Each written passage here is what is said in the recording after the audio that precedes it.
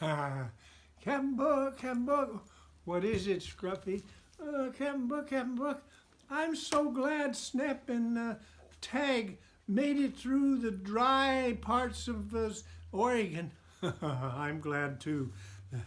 Would you like to know what's happened next, Scruffy? Captain, I want to know. Well, the next one is called Danger at Hole in the Ground. Oh, Danger at Hole in the Ground. Oh, look, there's gives you some idea of what the danger is at Hole in the Ground. Are you ready, Scruffy? Aye, Captain. All right, here we go. The morning sky was clear. The air was dry. The orange sun was ready to threaten the lone wolf and the coyote. Oh, we're headed for water. I can smell it, Snap said to his companion.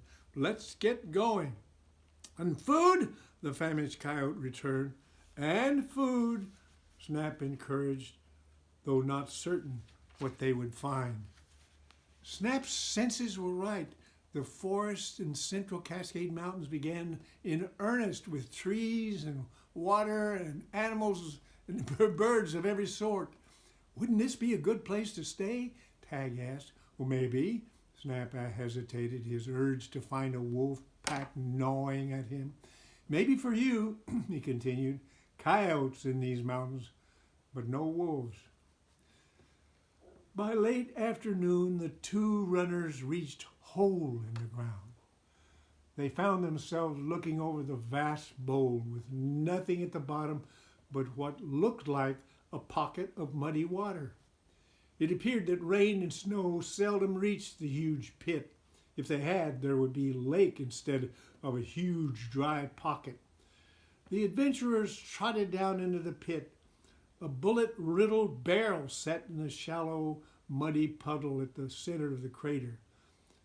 When he was a pup, Snap had seen the effects of bullets from big guns, or, as he called them, fire-spitting sticks. The fire from those sticks will spit and will go right through you, Alpha Wolf had cautioned. He commanded them to stay away from places where they were found. We'd better get out of here, Snap said, surveying in all directions the distant rim of Hole in the Ground. Tag followed Snap's gaze. There's a trail coming down that way, Tag said, pointing to the dirt path descending from the northern crest. Well, then let's go this way, Snap said, dashing off to the west. Soon the pair neared the western rim of the dry lake. Suddenly, Snap heard a zinging sound, followed by a crack.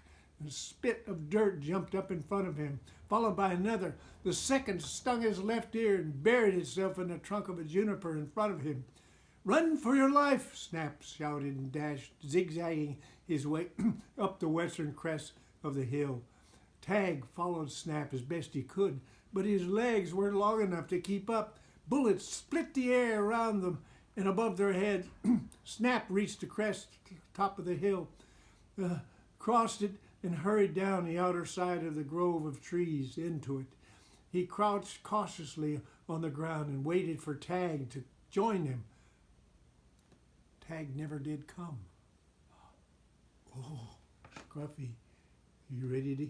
We'll have to wait for another day to find out what happened, right? Oh, Captain, no, I don't want to wait. Well, you'll have to. Or, you know what?